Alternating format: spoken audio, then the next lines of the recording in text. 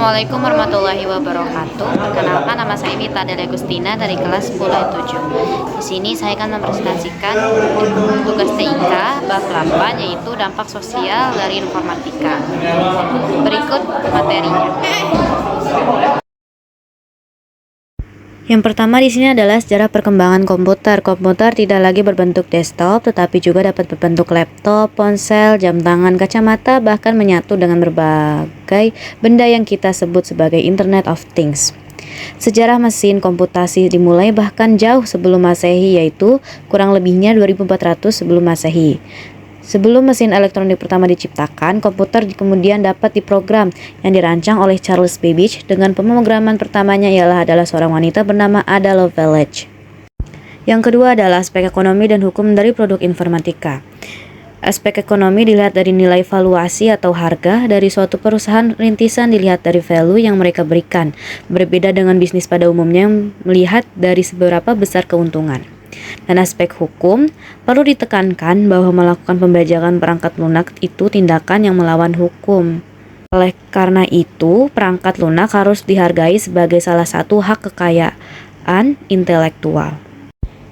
Terdapat juga beberapa jenis lisensi perangkat lunak. Yang pertama adalah lisensi komersial, yaitu yang bersifat paling restriktif atau mengikat. Sesuai namanya, lisensi ini biasanya diterapkan untuk perangkat lunak yang berbayar. Yang kedua adalah lisensi gratis atau freeware. Sebagian perangkat lunak mungkin disediakan secara gratis dan dapat diunduh serta diinstal dari sebuah sumber tertentu yang disediakan oleh penggunaannya.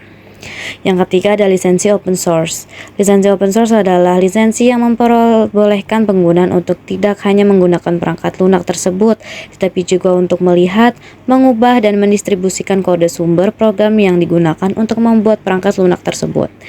Dan yang terakhir ada lisensi domain publik, yaitu adalah di mana semua hak cipta terdapat perangkat lunak telah dilepaskan oleh si pembuat perangkat lunak, sehingga kepemilikan perangkat lunak tersebut diberikan pada masyarakat umum. Yang ketiga, informatika untuk masa depan. Kreativitas dan inovasi berawal dari berpikir dan berimajinasi. Banyak penulis dan sastrawan yang berani mengungkapkan bayangan mereka akan masa depan. Banyak yang membayangkan seperti abad dunia di abad ke-21, bahkan lebih jauh lagi ketika manusia sudah melintasi galaksi. Imajinasi itu tidak lagi menjadi sekedar hiburan, tetapi akhirnya menjadi sumber inspirasi bagi para inovator dan penemu yang perlahan-lahan mengubah dunia dengan segala teknologi mutakhir yang mereka ciptakan. Yang keempat adalah karir dan studi lanjut di bidang informatika. Pada saat ini atau di zaman sekarang banyaknya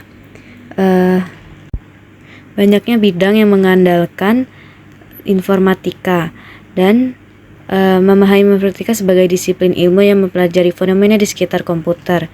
Jadi banyaknya orang yang berlomba-lomba untuk bisa berkarir di bidang informatika ini dan mendapatkan pekerjaan yang layak agar bisa dibutuhkan untuk kehidupan selanjutnya.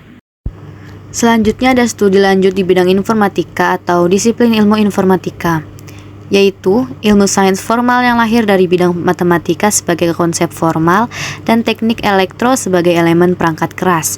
Berdasarkan Computing Curricula tahun 2005, terdapat 5 disiplin ilmu komputasi yang paling besar, yaitu seperti Computer Engineering, Computer Science, Information System, Information Technology, Software and Engineering.